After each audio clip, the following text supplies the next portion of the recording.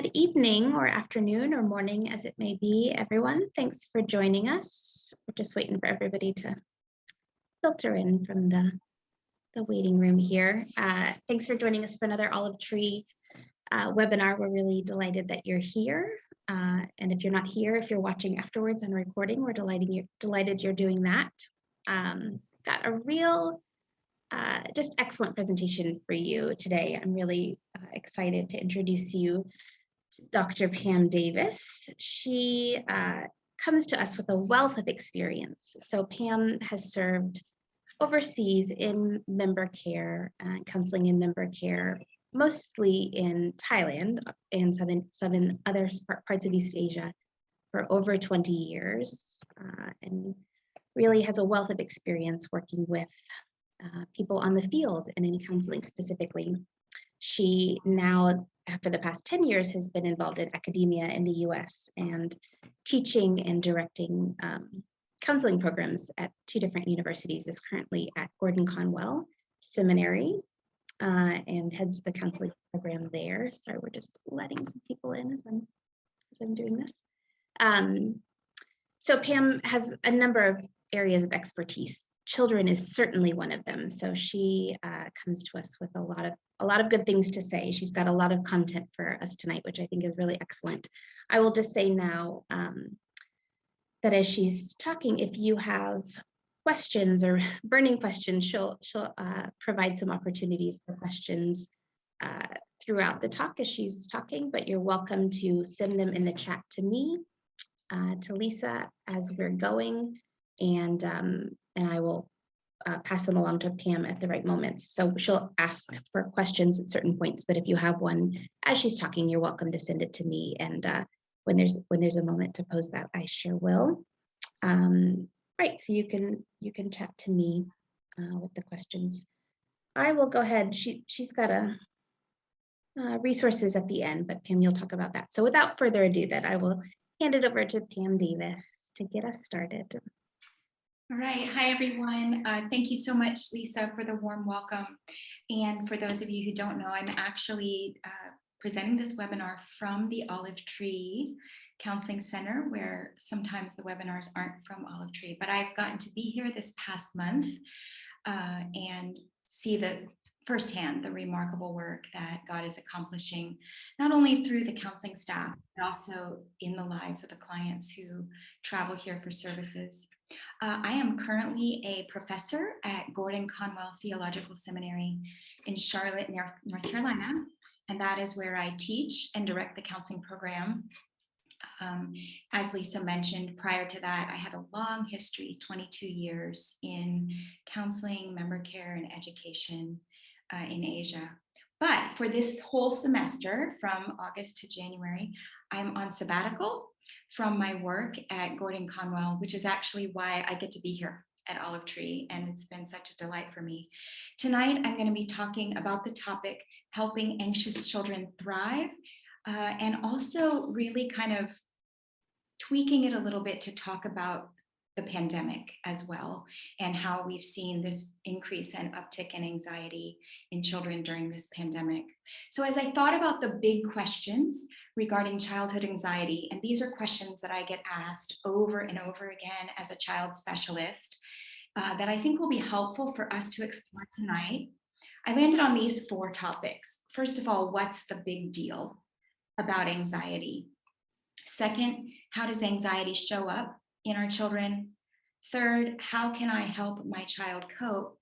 And then finally, how can we move beyond anxiety to be building resilience in children?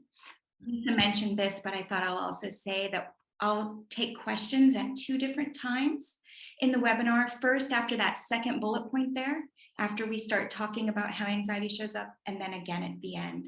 So if you'll chat those questions to Lisa, not to Olive Tree, because I won't see them. Chat them to Lisa, then we'll be able to. Lisa is going to be our question facilitator. All right. So why is anxiety even a big deal? Sometimes as adults, we can tend to minimize or downplay the worries that our children have. We could say things like, oh, sweetie, don't worry about that. Honey, you don't have to worry about that. We can say things like, everything's going to be okay. God is in control. We can trust God. And while I do believe that God is in control and we can trust God, it's also important to recognize that worries and fears that our children experience are very real. Particularly during this pandemic, I have seen in my clinical work an overall increase in anxiety symptoms and in levels of stress, literally across the board. So for children who already had some level of anxiety, just part of naturally who they are, we all know those kids, right, who are already naturally a little bit anxious. Those children, their anxiety has increased dramatically. And then as we think about some of our workers' children, maybe some of your children who are living in stressful environments, it's been a common theme that anxiety in our children has shifted completely upward during this time. But even for children who didn't previously have a great deal of anxiety, what we're seeing is higher levels of anxiety and more anxious symptoms. So later I want to talk about what it looks like, what the anxiety, how it manifests in kids and in teenagers. But for now, I just want to establish this as a foundation this evening, that indeed, our children are experiencing significantly higher levels of anxiety. And that's important for us. And by this, I mean both younger children and our teenagers. And although some level of fear and worry is normal in children, when something abnormal happens in a child's life, that event can trigger an extreme form or fear of sadness or anxiety. So what I would say is that because we've got this abnormal event, right, the pandemic, then it's very natural that this is going to increase levels of anxiety in our kids. In fact, childhood experts are suggesting that this pandemic should be considered what we call an ACE. That stands for an adverse childhood experience. So throughout the next few minutes, I'm actually going to talk about these as ACEs. But if you just remember, that stands for adverse childhood experience. What is an adverse childhood experience? It's something that happens during your childhood years that marks you in such a profound way that you carry some level of impact from that event through the rest of your life. You get that? Something that marks you, that you carry with you. Why is this important?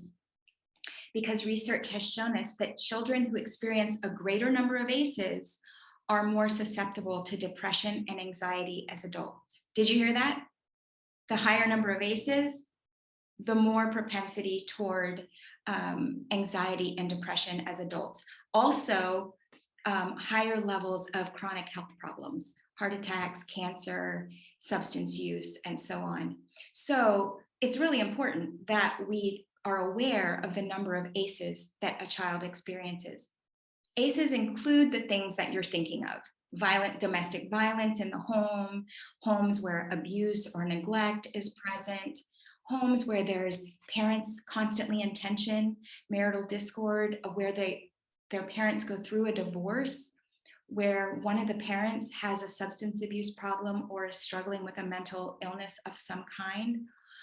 All of these things are considered an ACE. And in our field, we actually count them. So if a child's parents are going through a divorce, that's one ACE.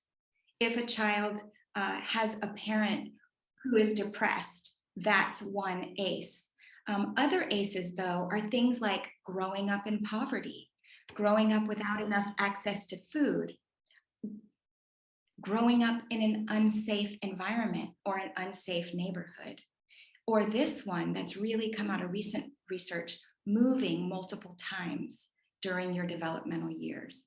And this research about a high number of residential moves impacting a person's future proclivity to depression, anxiety, or substance use is especially intriguing for us, right? So what we've learned is that children who move 8 or more times during childhood, so that means by age 18, okay? Children who move 8 or more times, these are the kids who also report about double the incidences of problems like depression, anxiety, attempted suicide, smoking, and alcoholism. This this should raise our attention to me as overseas workers, that the reality is that children who report multiple moves also report a higher number of ACEs. When I look at this list of things that are considered ACEs, many of our kids start with a few of them already. They sometimes start with unstable or unsafe living environments. Some of them are living in places where they are discriminated against racially, that there's racial discrimination. Some, but not all, are living in a place where they would absolutely say they moved 8 times in their childhood. And guess what? COVID is an ACE. So what we now know is that adverse childhood experiences produce a toxic stress for kids. It literally changes the way that their brains develop. So kids with a high number of ACEs actually have a different type of brain scan, and because of the way their body learns to respond to this environment and atmosphere of stress. In other words, if you aren't hearing this, the number of ACEs that a child experiences really matters, because as the number of ACEs increases, their risk for depression, anxiety, substance use increases. So I just want to say that the goal here, though, is not to eliminate all ACEs. That's not realistic. And in fact, 53% of people say that by the time they are adults, they have experienced at least one ACE. So 53% of us grow up with one ACE. 1 in 6 people say that they have experienced 4 or more ACEs in their lives.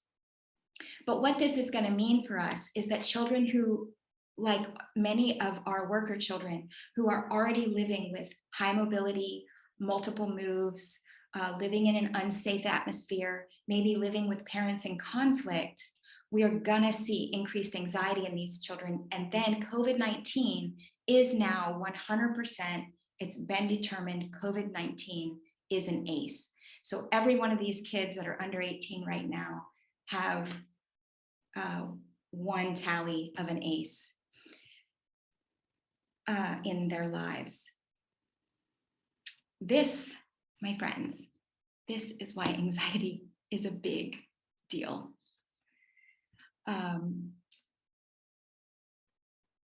Let's turn for a minute then, since we have decided that anxiety is a big deal, and consider what anxiety looks like in children and in teenagers. And I want to talk about both here, because while a lot of this presentation is centered on children, and that's what we marketed and advertised, so much of it also is applicable to teenagers. And as you'll see as we go through, to us as adults too.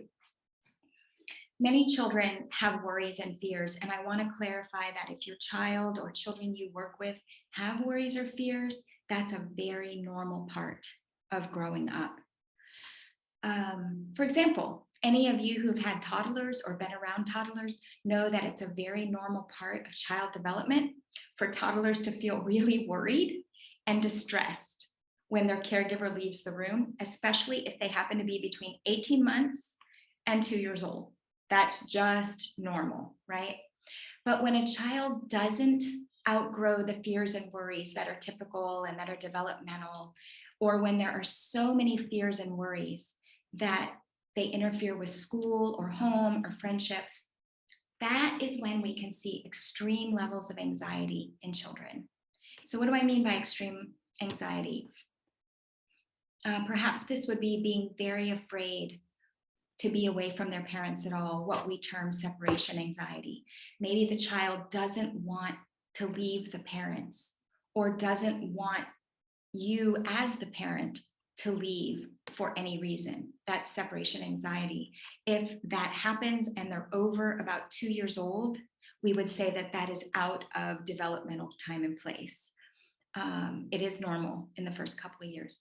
Another one is having an extreme fear about a very specific situation or specific thing. Maybe suddenly a fear of dogs, a fear of insects, a fear of dirt, a fear of going to the doctor. We call these are phobias. But I want to note something here is that sometimes our children can develop an extreme fear to something other than what's really scary for them. So what I mean by that is even though the child might really be afraid of COVID and what all that means and how that's changing their lives, instead they develop a fear of insects, or they're afraid to go to bed alone at night. And so sometimes as parents, as caregivers, we don't connect the dots. Excuse me just a minute. Sometimes we don't connect the dots that, man, this child who suddenly won't go to bed at night alone and wants me in the room, that it's really might be an anxiety related to the pandemic because the anxiety is displaced. And this is because their remarkable brains, which God created, their brains are working so hard to deal with the scary things that their brain places the anxiety on something other than the real thing. So as long as, and we do this as adults too, by the way, as long as we're placing all of our worried energy on, let's say, insects, then we don't have any time left over to worry about the real thing. It might be that, what if my life never gets back to normal? And these are things that kids are worrying about. What if I die? Or I'm worried that my parents might die. But it's so much easier to be afraid of bugs than to be afraid of these really big, scary things. Another way that we see anxiety being played out in our children, and especially during the pandemic, is being very afraid of places where there are people. Now, again, this started out with a realistic level of concern. What we do have to be careful about being in places where there are crowds of people. We have to mask, we have to socially distance, we wash our hands and use hand sanitizer a lot. But in some kids, I've seen this ramp up to extreme levels. In fact, even as the pandemic lessens in intensity, as we get access to vaccines and better therapeutics, as we see more people masking, depending on the country you live in, I'm noticing that some children still have maintained and retained this really heightened level of fear and anxiety. A really great example of this that I've seen in the last month is that for those of us in the West, as schools begin to open, I'm hearing some teenagers in particular talking about, I don't want to go back to school. And so even though they hated online school, complained about it for the last year and a half, there is now this big fear of returning to school and returning to their peer group. This, I believe, is one of those displaced anxieties about the pandemic. And as parents, as grandparents, as caregivers, we need to pay attention to what our kids are saying about, I don't want to go here and there. I don't want to go to school. I don't want to go to church. Sometimes I've heard, I don't want to go out to play because it's possible. Now, it's possible that this is just fear of transition, but it's also possible that this then is a marker of anxiety that we need to recognize in them. We also see anxiety show up in children who are really worried about the future and about bad things happening to them in general. Because the reality is there is a general level of heightened anxiety for all of us during this pandemic.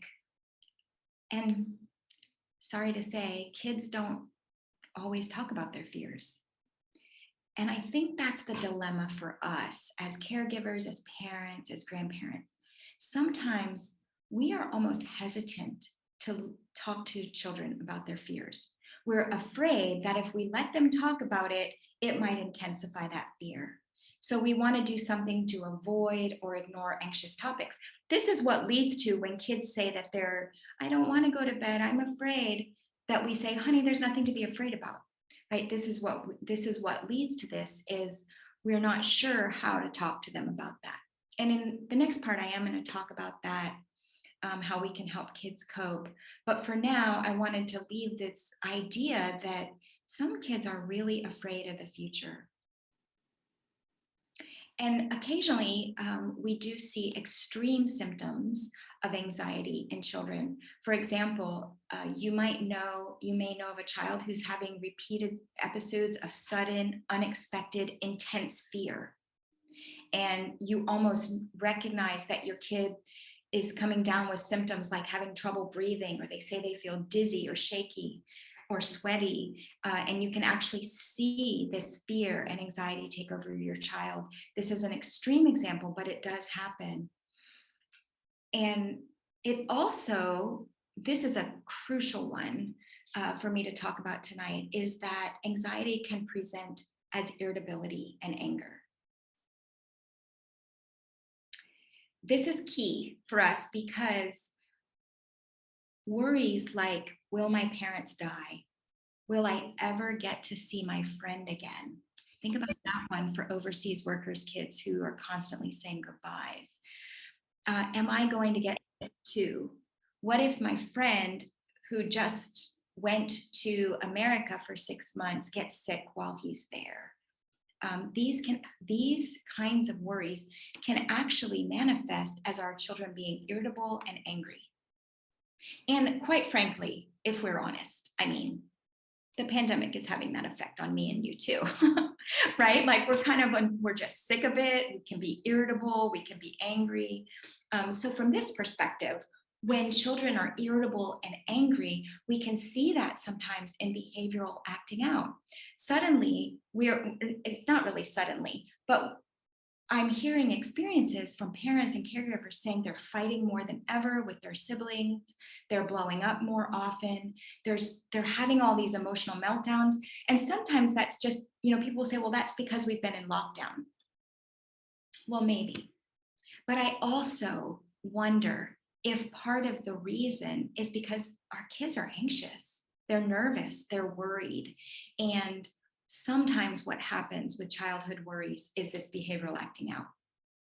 We can also see anxiety symptoms include things like trouble sleeping, a child being tired all the time, having headaches, having stomach aches that they can't explain away with other medical causes.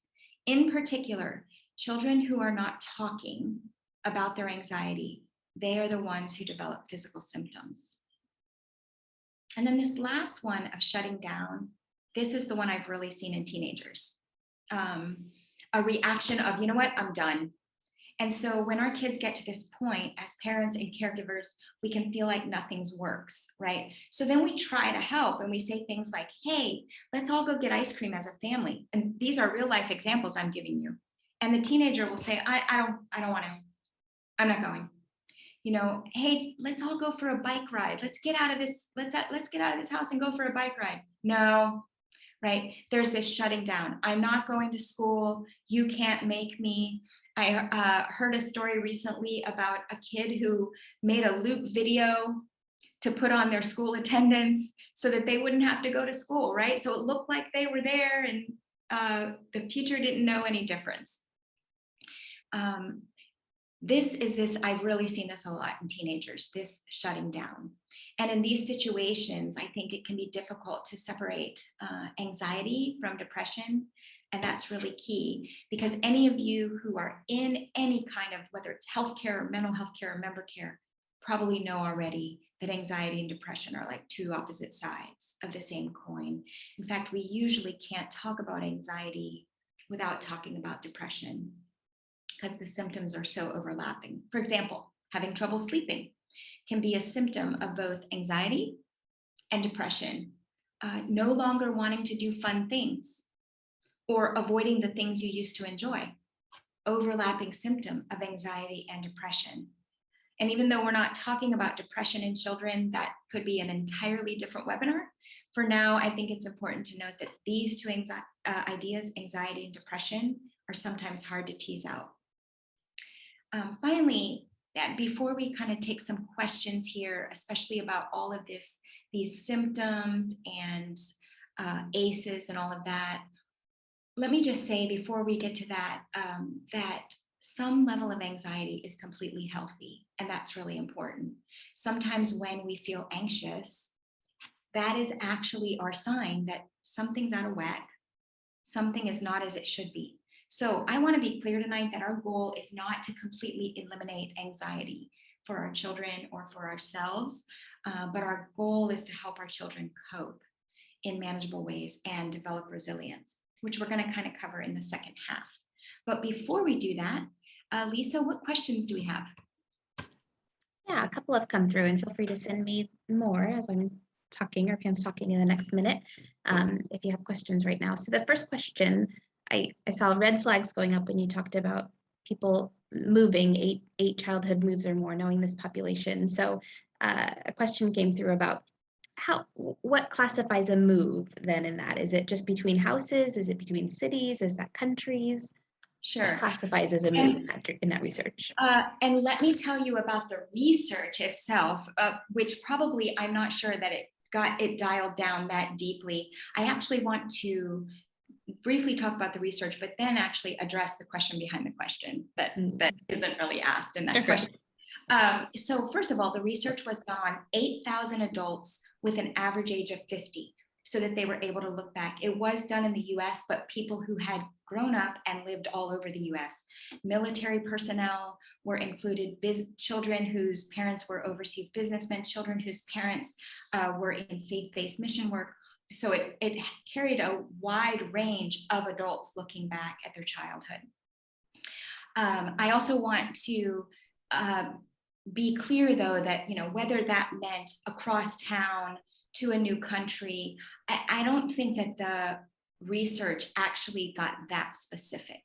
My guess is that in me saying that, there was a little bit of a fear or a panic that, oh no, we are causing trouble in our kids, and it's likely that maybe even some guilt is coming up for you there. And I want to say this, that when we are doing what God is asking us to do, sometimes it does have negative consequences, and some even for us, right? Sometimes, I think that many of us who, I was overseas for 22 years, I have colleagues overseas 30, 40 years, always when we say yes to one thing, we've said no to something else, right? So maybe in my life, I went back to the US in my mid 40s. It meant I had not nearly as much retirement as most women in their mid 40s should have. All of that to say that doesn't mean that God can't work through that. And not but, and, because it's both and, sometimes it is the areas that we as parents put our kids at risk that actually causes them to grow the most, and that later in their life causes them to lean on God. But I still think it's important to say 8 or more moves in childhood is correlated with higher levels of anxiety, depression, and chronic health problems in adulthood. We can't get away from that. Yeah, that's helpful. I think, and it sounds like that's including significant transitions, whether that includes just moving houses, moving cities, moving countries, whatever you would consider a significant transition. Yeah, a few other questions coming through, some about just the symptoms of anxiety. First, somebody's asking about stomach pain as a sign of anxiety. Can you talk more about the physical symptoms that you often see in kids and anxiety? Sure. Yeah, stomach pain is a very common symptom of anxiety. My tummy hurts, my stomach hurts. Now, I want to say sometimes stomach pain is stomach pain, and it is from a natural cause. They've eaten bad food, they have, but also, I also want to say that when a child says they have stomach pain or a headache or any of these physical symptoms, they are still real. In other words, it doesn't mean that there isn't stomach pain, because we are psychosocial, spiritual beings. In other words, because our physical bodies are connected to our emotional selves, which is connected to our spiritual selves, when one part of us hurts, the whole body hurts, right? So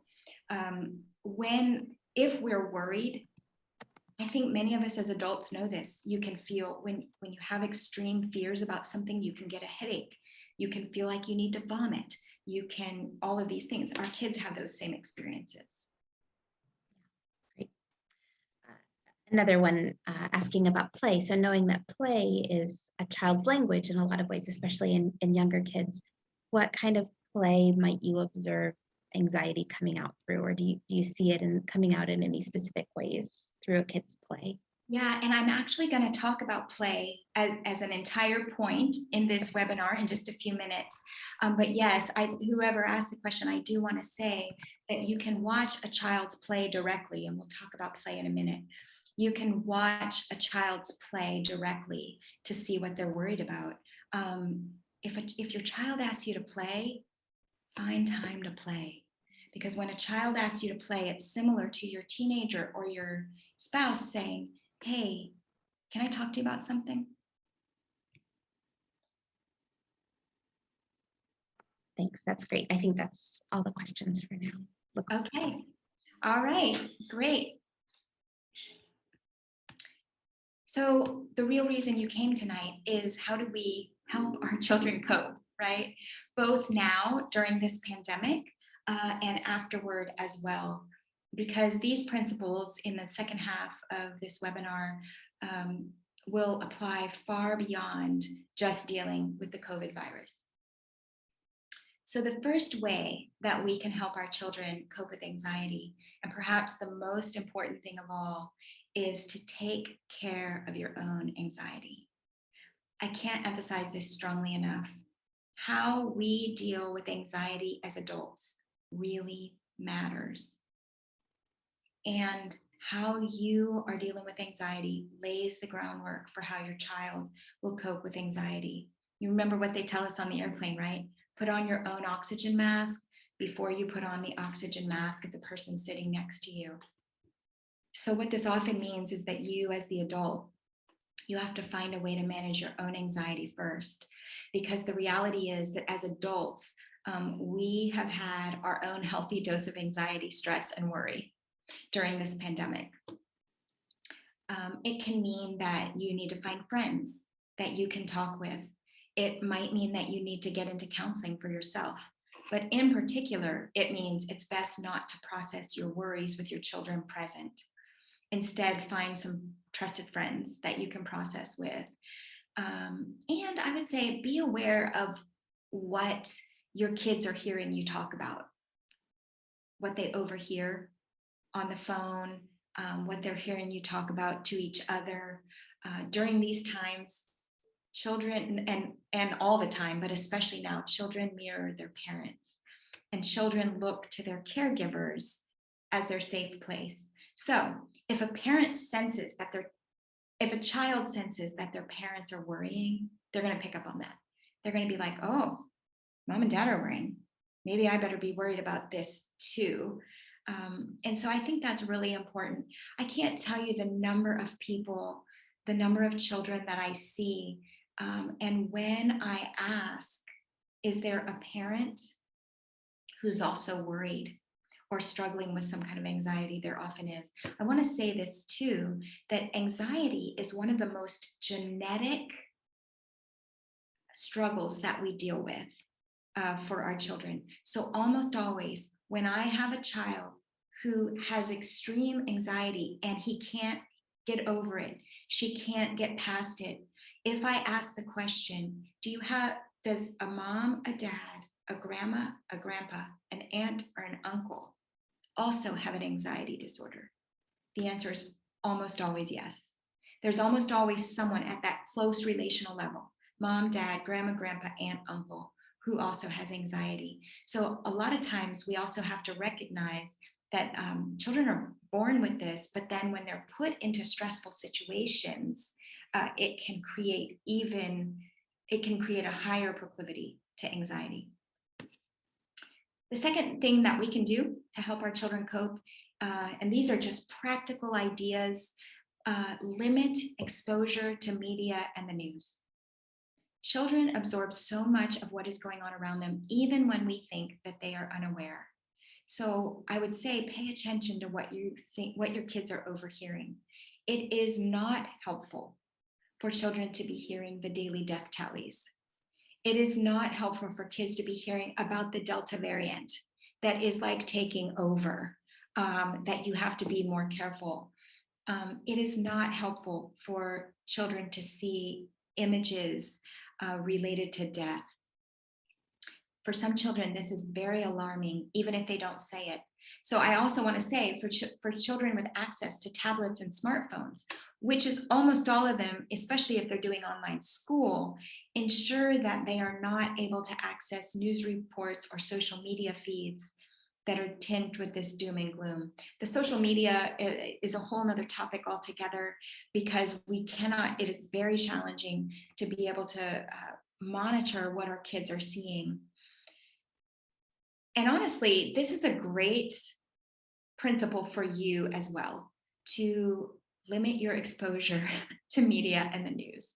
Because since children tend to mirror their caregivers, they will easily take on that stress and anxiety that we are holding. And one way you can help both yourself and your child is to consider take a few days or take a weekend off from any exposure to media and the news.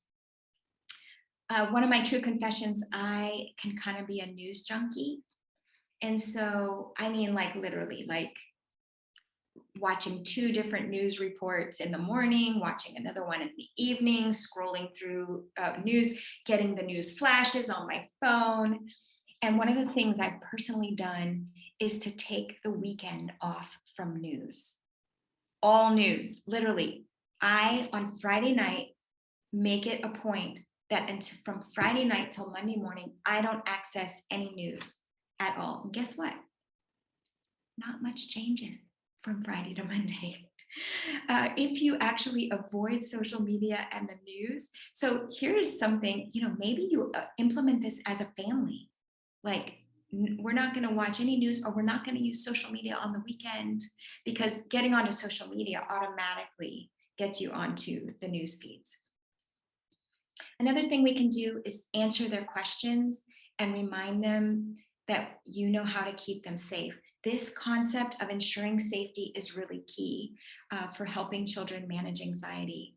Again, kids are looking to you. They're looking to their trusted adult for safety. And kids have a lot of questions and fears about what's going on in the world, such as when do you think the virus will end?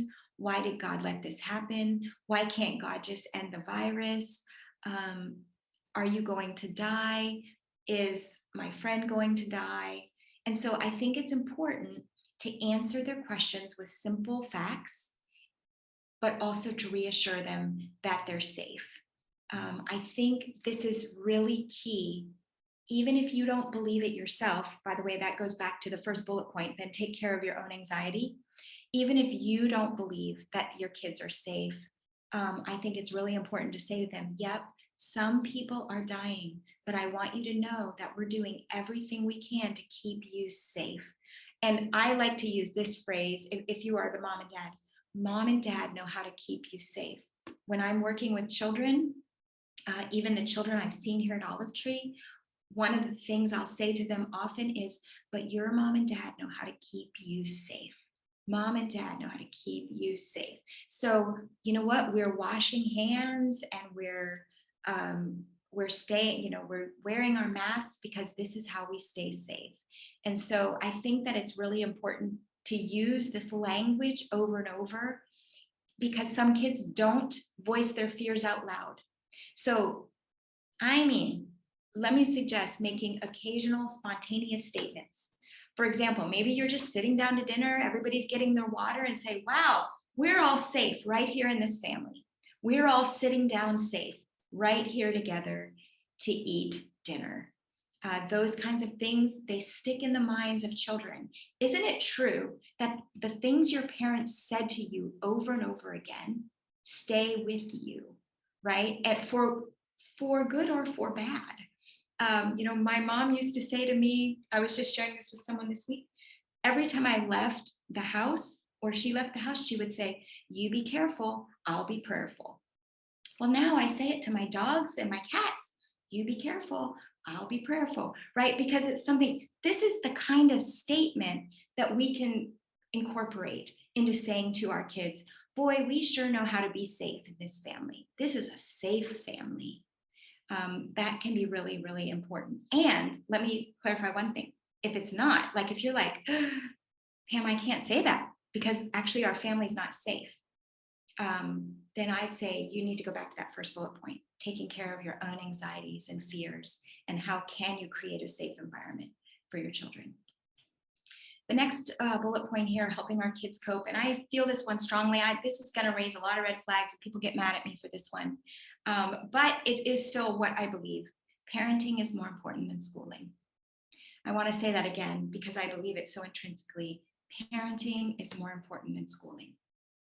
For children who were not previously homeschooled when the pandemic began, the wildest part of this pandemic has been the upending of school. And so, you know, as parents, we're feeling so much added stress and responsibility to homeschool. However, let me say that crisis schooling is not the same as homeschooling. Crisis schooling requires us to stay flexible, to shift our priorities, and to accept that some of the learning objectives will not be met. Some of you as parents are, when I talked about teenagers being done, you are done with the schooling thing. You are just done. You don't have the time, the energy, and the resources you need to school your children. I just want to say that's okay.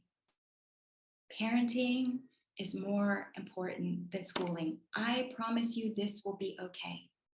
Many, many children are behind. Recently, I saw on social media this little graphic that for children in 3rd grade, the last time they had a normal experience in school was kindergarten. For children in 4th grade, the last time they had normal school was in 1st grade, you know, and kind of the hype about this. But I just want to say that, listen, these kids are going to catch up. They really are, especially most of our kids in our worker families, 2-parent families, many of them, they have a lot of resources. They're going to catch up. Years ago, there was a research study done that kids who didn't go to school ever at all till 3rd grade, like they didn't start school until 3rd grade. By the end of 3rd grade, were caught up to their peers because their learning and their development is so much faster at age 7 and 8 than it is at age 4 and 5. So your schools know that children come back to school with very different needs. And if there's anything I can give you tonight, I want to say, you know, you can let go of the need to do this schooling. In fact, even if your kids are going back to school and they're having a hard time, I think let's work through that and let that be okay. Right now, your children need you first and foremost as a parent who's providing safety and stability. So focus on parenting, and school doesn't matter nearly as much as your ability to parent your child well during this time. In fact, I feel like for our kids, it is this ongoing nature of virtual school that creates more anxiety and depression than almost any other thing about this pandemic. The problems with school is what's creating so much anxiety. So if we can shift our perspective to think about how we as parents can help our children maintain their mental health rather than maintain their grades or their GPA, that can be really helpful. Another thing you can do to help your children cope is to incorporate calming activities into your daily family routine. Some of us do this more regularly than others. Some of this is just more natural. These calming activities could be spiritual resources like prayer and family devotions that become part of your family routine. But it also could be other things like drawing pictures about their feelings as a calming activity. Children love to play in the sand. And sand is very calming for children. Just putting their hands in the sand and doing this. If those of you can't see me, I'm just kind of doing this. It's actually a self-soothing method. Playing with Play-Doh can be very calming for children. And encourage, if you feel like you're seeing some heightened anxiety in your kids, ask them to draw a picture. Draw me a picture of the things that seem scary to you right now. I had a client do this a while ago, and a parent was stunned when her daughter drew a picture of 6 caskets laying in a row, one for each, and there were 6 people in her family. And there were 6 caskets in this picture. And this mom had no idea that her daughter was worried that they all might die. But she remembered that recently they had seen a news report where there were a lot of caskets on the picture of the news. So our kids pick up on these things. And if we can incorporate some calming activities, we know, many of us already know that things like praying before bedtime or singing a song together every night before bed as a way of establishing routine and establishing safety can be really helpful, and it can be really calming for our kids. One of the things that we've learned as we treat children and adults with anxiety is that when scary things happen to kids, the right side of the brain gets activated, and the trauma or the hard thing or the scary thing gets stuck in the right side of the brain. And one of the things we've learned is that if a child can reactivate that right side of the brain, the scary thing, and incorporate the left side of their brain, which is the logical thinking brain, that we see improvement. So this is actually the principle behind EMDR that we call bilateral stimulation. Now, being trained as EMDR is way, takes a lot more than what's going to be on this webinar, but here's something you can do as parents and caregivers that uses the same principle. Think about things that you can do that incorporate both the memory of the hard thing or the hard event itself with something that is bilateral, so means takes both sides of their brain. So that might be making up a song about something really hard that happened to them, and then singing that song every day, doing something like alternating thigh slaps, or doing this back and forth with your 2 hands, almost like an alternate patty cake as you sing the song.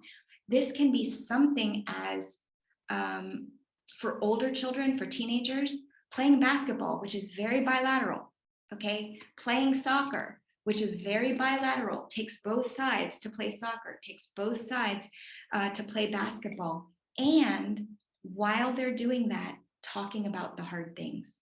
So going out and playing a game of basketball while you're talking about what it's like to not get to be playing basketball with your friends, to have to play basketball only with your old dad. Those things it's actually, by the way, a very modified form of this EMDR that we do in clinical practice, but we've adapted it for ways that can be used just in our everyday lives. Physical exercise is also a really important way of calming down children. And I would encourage you to do this as a family. It's even a bigger win when you can do it as a family, because again, managing our own anxiety as adults is so key to helping kids manage their anxiety. And I hope if you don't take away anything else, one of the things, this is the second time I've said this, right? That's what I said about parenting and schooling too. But this idea that children mirror our anxiety. Sometimes I like to say what children are the siren on the ambulance. So they're the ones, maybe all their anxiety gets triggered, they're screaming, they're the behavioral acting out, right? They're the siren on the ambulance. And parents will bring their children to me saying, maybe to you if you're a caregiver, saying, help me turn off the siren. Essentially, that's what they're saying. Help me turn off the siren.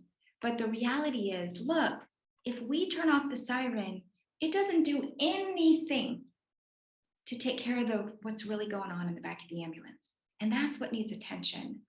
And so that's why I say we have to be sure to take care of our own anxiety and pinpoint that and notice that and be aware of that as we help our kids. Finally, one more thing we can do to help our children cope is sometimes we need to seek outside help. We need a trained mental health counselor. We need to help our child or family deal with the anxiety or the sadness that's come from this pandemic. One of the questions I get asked a lot is, how do I know when it's time? How do I know when the things I'm doing aren't enough? And I just want to give you a few little markers of things that I have found to be markers of when we might need to seek outside help. One is when the regular things that you've tried, like physical exercise, prayer, reminding them that they're safe, when those things aren't working. So when you've tried the steps I've given in this webinar and that's not enough, that's a marker that you might need to seek outside help. Another marker is when you feel you don't know what to do to help your kid. When you get to that point of, I'm kind of at my wit's end, I've tried everything I know, nothing's working, this kid's driving me crazy. These kinds of feelings coming up from you as the parent or the caregiver is a marker that you need to seek outside help.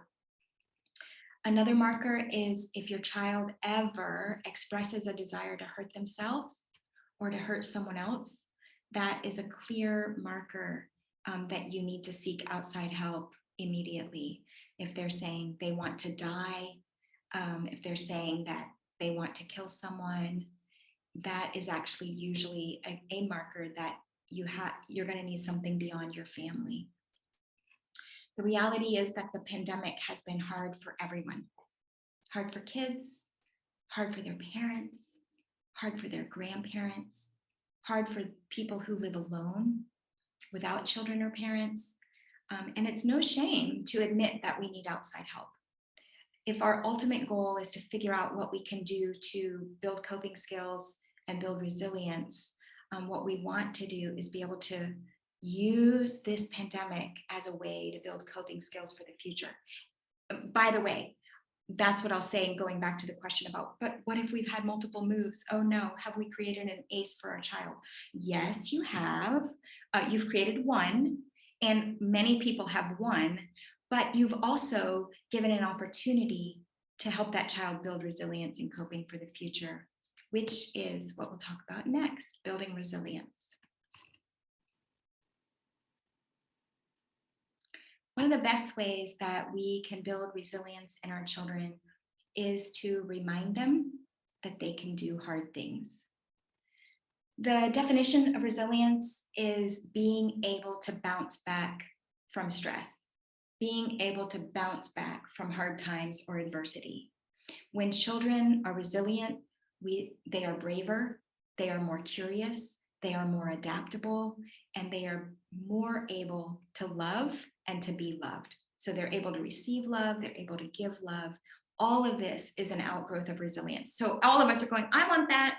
Yes. How do I get that for my kids? Actually, how do I get that for myself, right? Because if kids learn that from us, let me tell you, if as parents we're not resilient, it's really hard to build resilience in our children. I know I'm going back there again of if you're struggling to build resilience for yourself, so you're living in an environment that it is really hard to be resilient, that you're not sure day by day whether or not you're going to have electricity or water or access to the things that you need. If you're hearing bombings outside of your building, you're going to be struggling to build resilience, and you're going to need that first. But as we think about building resilience in our children, it can be helpful to remind them that living through this pandemic is a very hard thing, but they've done hard things before. And I love this language of you can do hard things. Yep, this pandemic is a hard thing. And you know what? Mommy hates it too. But you can do hard things. Remember that time that we moved from Tennessee to Turkey and it was really, really hard? Remember that time when we went back to Australia and you were in grade 4 and it was so hard? But that hard thing doesn't seem so hard now, right?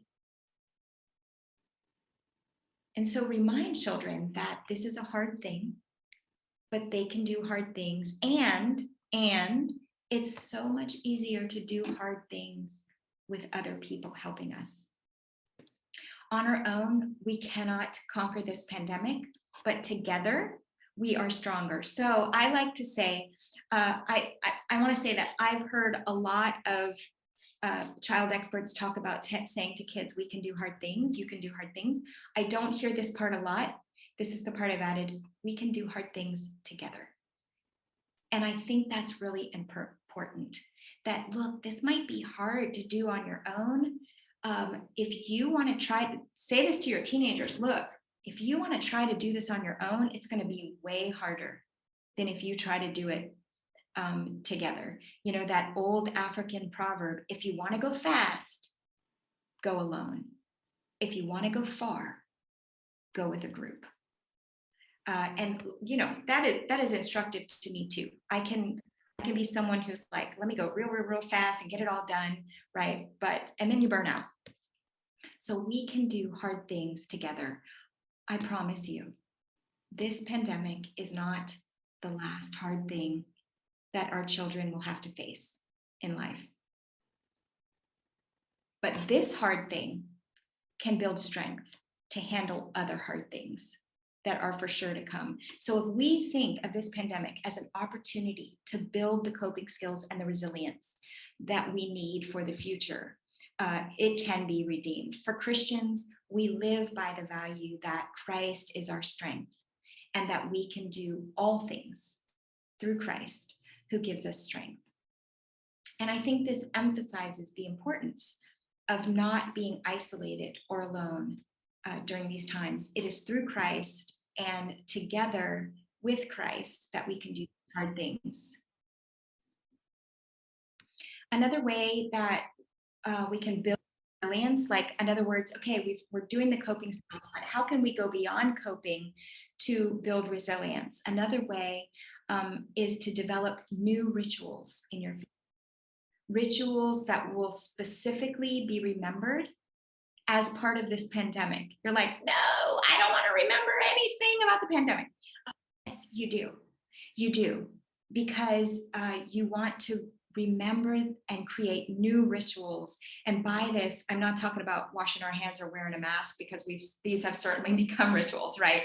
But to me, one of the most devastating parts of this pandemic is how it has upended our cherished rituals.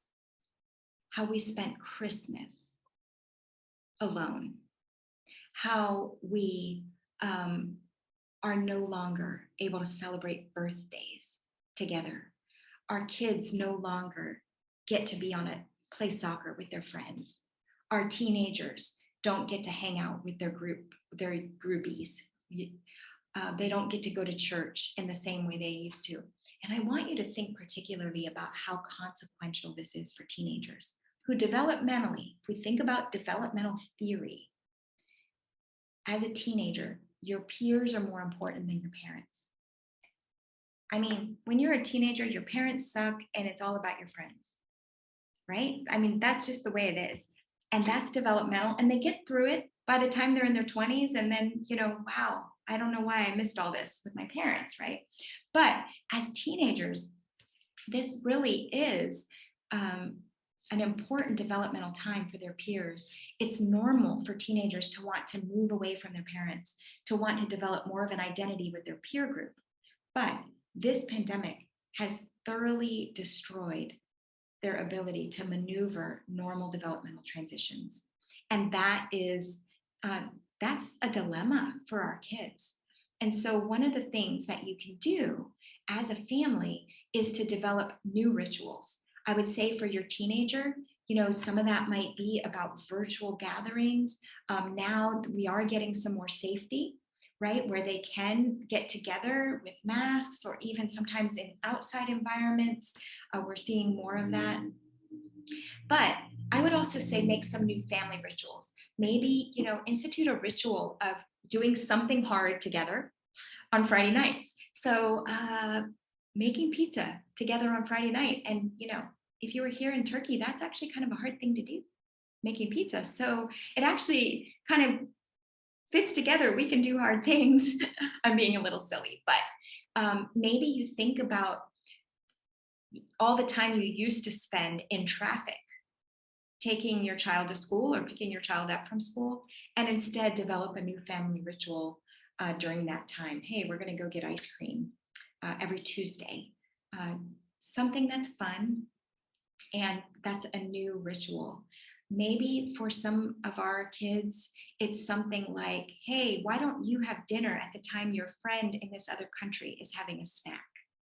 This might be, especially for kids they've had to relocate during the pandemic for one reason or another, sometimes pandemic related relocations and sometimes other trauma related relocations, but give opportunities for them to have virtual snack time or dinner time. Many families have decided and have communicated that the pandemic hasn't been all bad. And so this idea of creating new ways of being together as a family, new memories as a family, to me, it can be part of the goodness as we build resilience. The key here again is that rituals, why am I saying develop rituals? Rituals provide safety. So remember back to that principle that I gave in the last slide about making sure, reminding our children that they're safe. Well, one of the ways we communicate safety is through rituals. And since the old rituals have been upended, we need to find new ones and not just hope that something will fill that gap.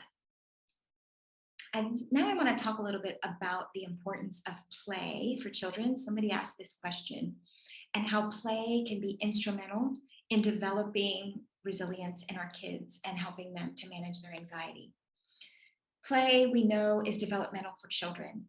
What we know is that for kids under the age of 11 or 12, play is the primary way that they communicate their feelings and cope with their emotions.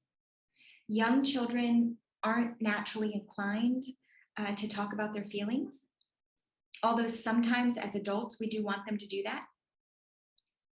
But the reality is that kids will play out their feelings. So, by the way, it doesn't often work for a 7-year-old, and except every time I say that, there is some verbal exception, that there's some 7-year-old who's extremely verbal and loves to talk.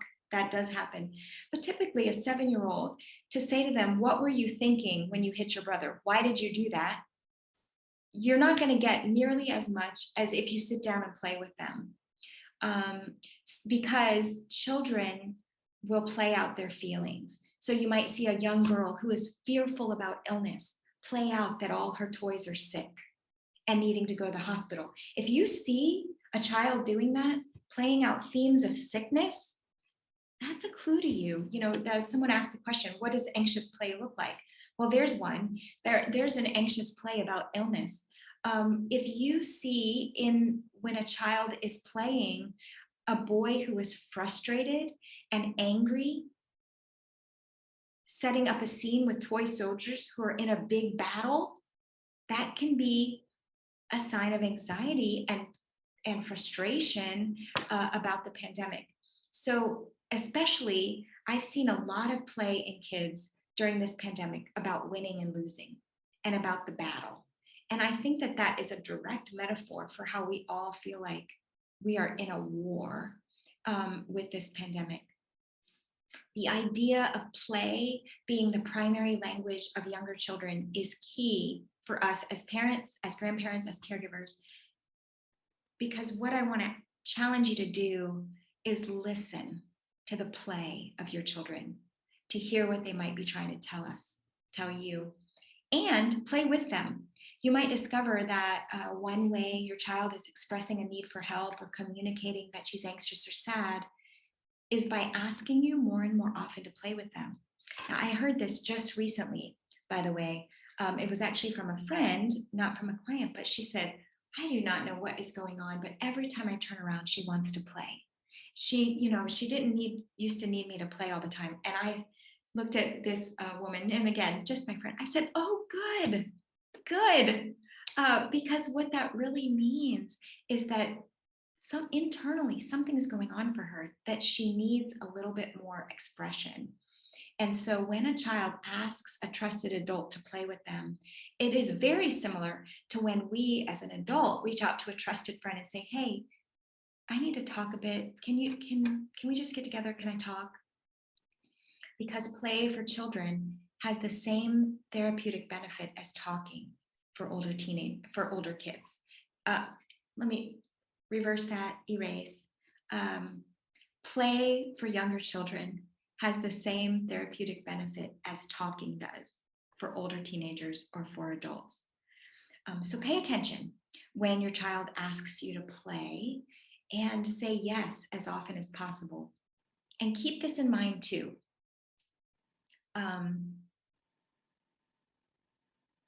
You don't even have to know what the play means for it to be therapeutic for the child.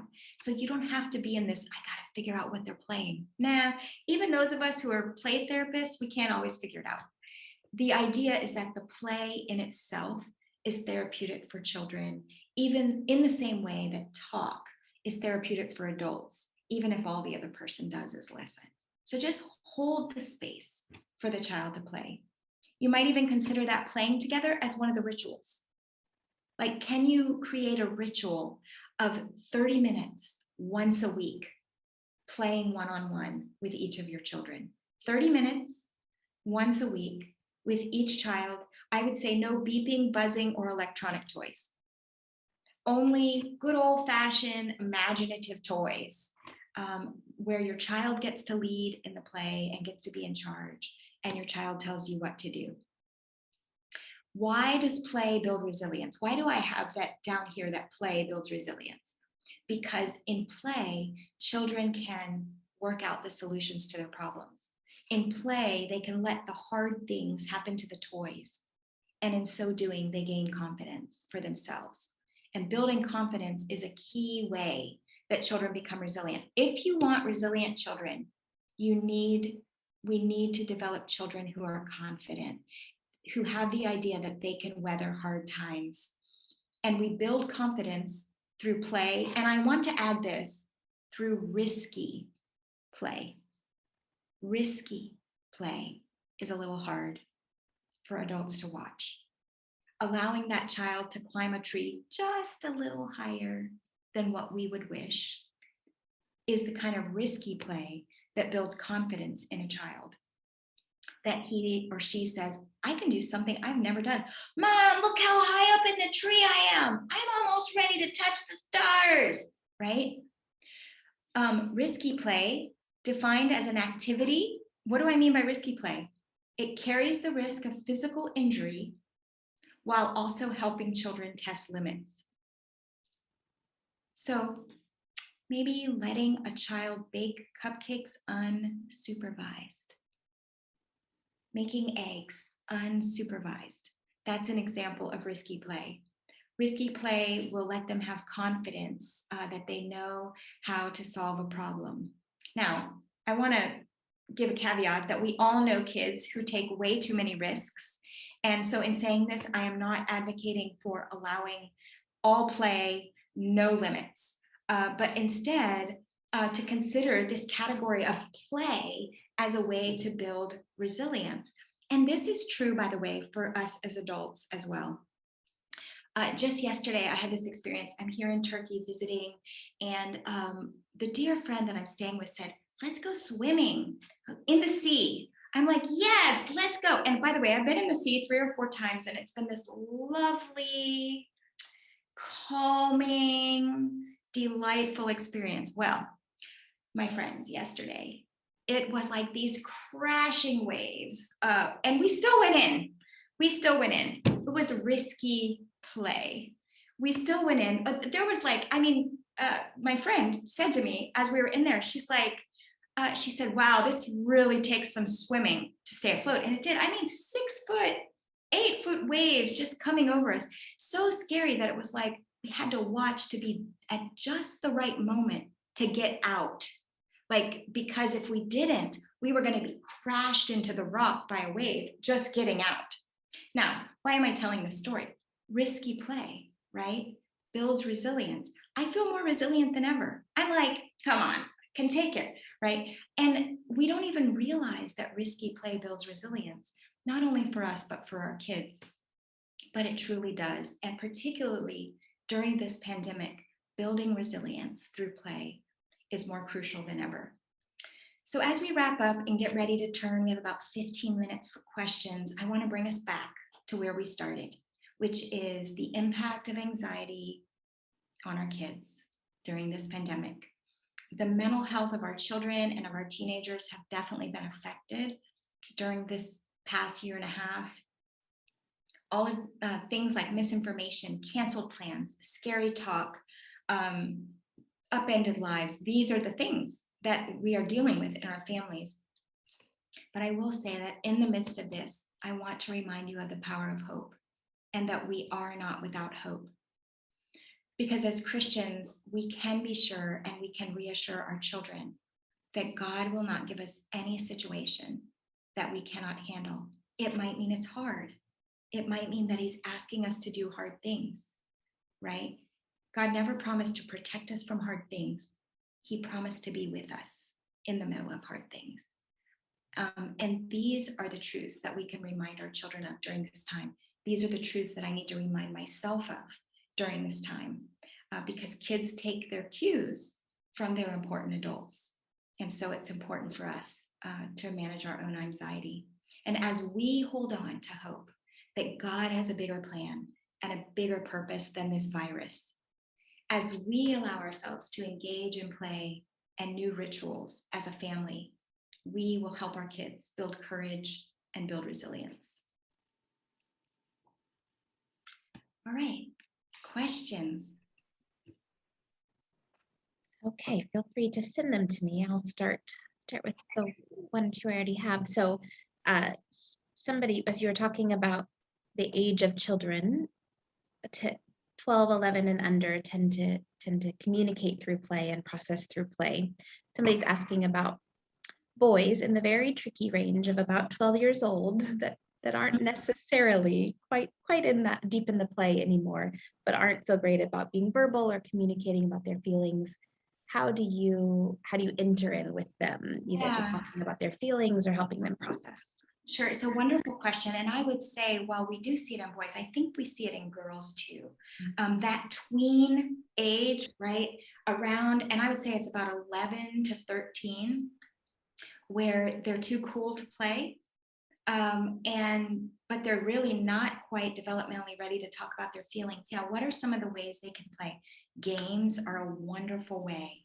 So, I mean, games as simple as Uno or Phase 10, or as complicated as Monopoly.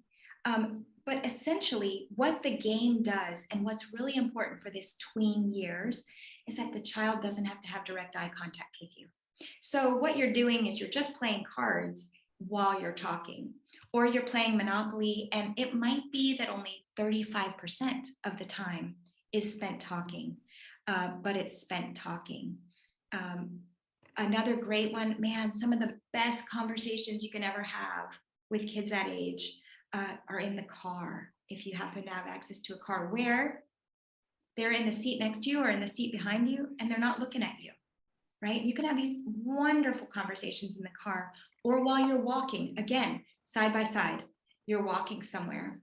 These are some of the ways that you can engage play with kids that age. So games is the number one go-to, I think, for that age. And they're all into competition at that age. And if you can capitalize on that competitive spirit.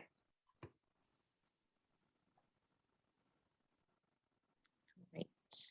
Other questions? Sometimes people are typing long ones. So I'm not seeing any come through, but I'm going to give you a minute just in case there are more. And I have something, if somebody would like to share, I would love to hear. One of the things I think that helps this lesson really take root for us is when we think about our own childhood. So one of the things I often like to do is to ask you to consider a time in your own childhood where you engaged in risky play and that allowed you to build your confidence. And I'm wondering if anybody has any of those to share with us.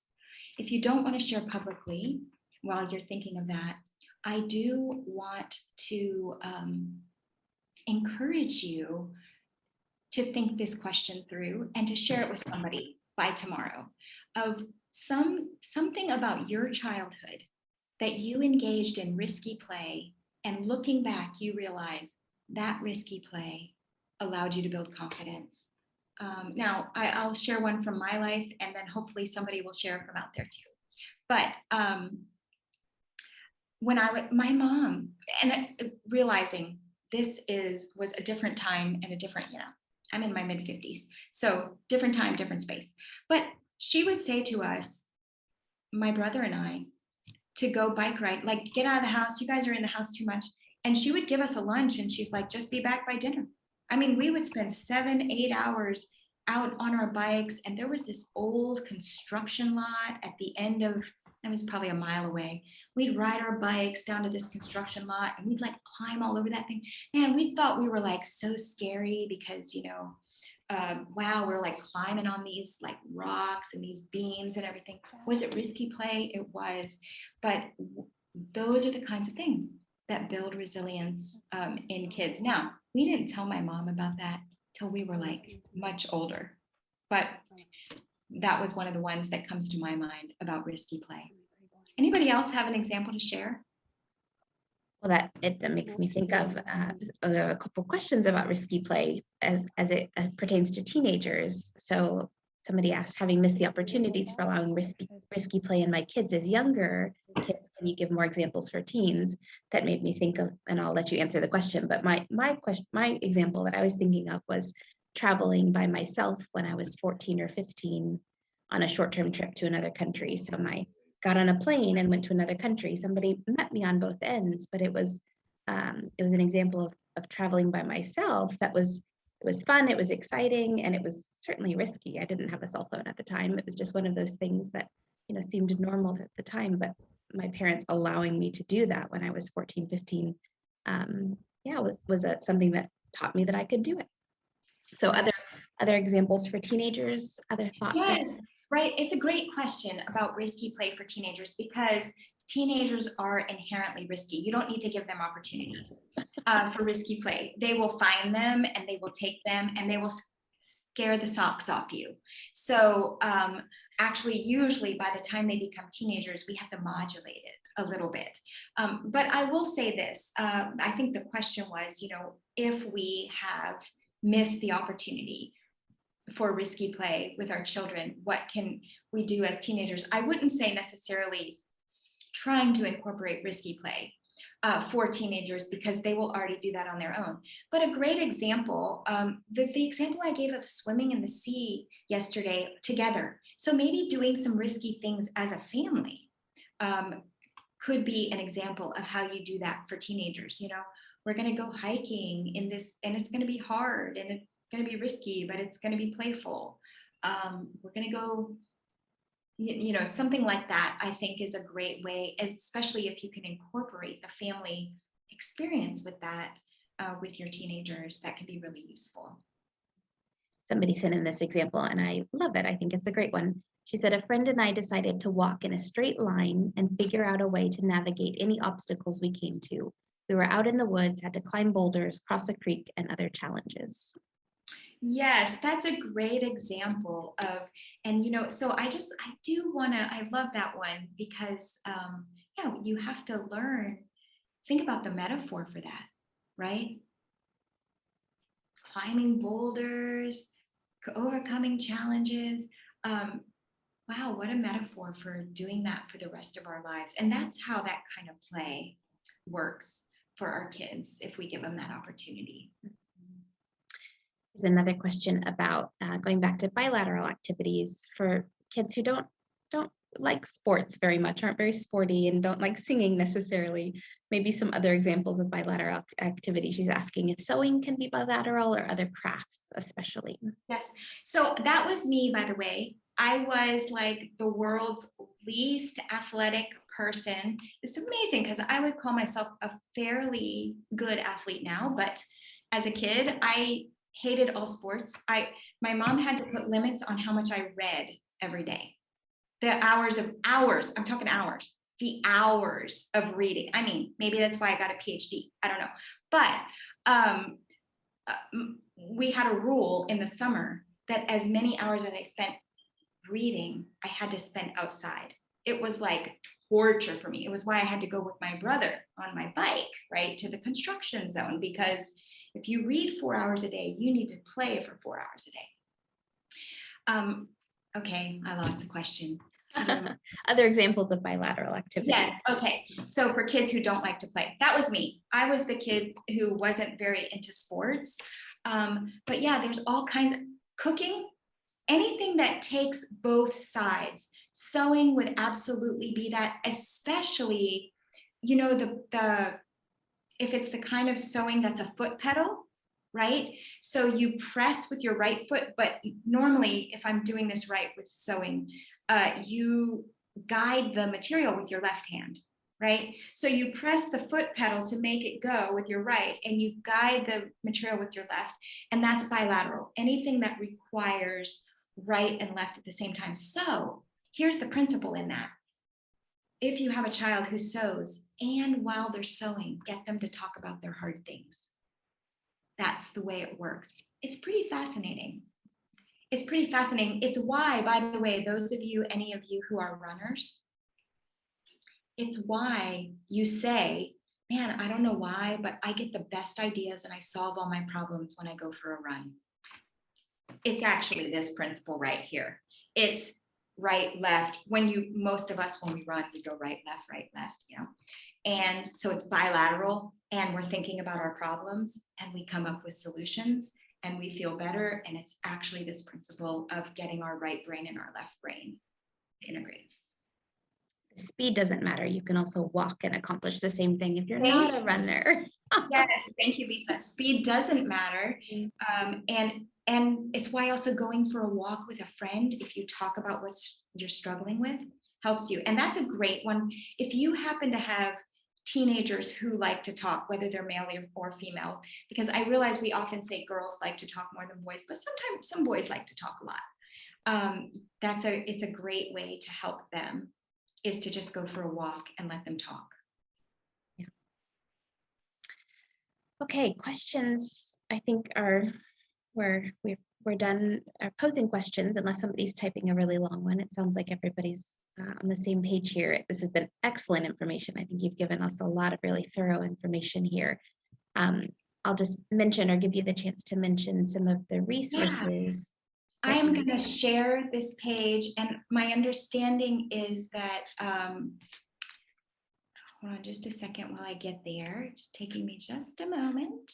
While she does that, I'll just say this recording will be available on our website like they normally are after webinar. It'll be about a week before we'll have a chance to put it up this time, but this will also be included with the recording on the website. Yes, so this, like Lisa said, this will actually be included when the webinar gets up. And I just put together a resource list here of some things that I really like for anxiety in children. Just a caveat that not all of these are from a Christian perspective, but I've got a couple that are books, a blog that I wrote on Psychology Today, a podcast that I did for the Allender Center on Children and Anxiety, and then some step-by-step guides for parents. These are some of my go-tos, my helpful. These are the things I think about all the time, and that I suggest to parents all the time. So you will also get a copy of this, or you'll have access to it when the webinar gets posted. Yeah, absolutely. We'll send out a reminder, because it'll be a little bit of time before we have the chance to post it. We'll send out a reminder to everybody too that we've got it up on the website.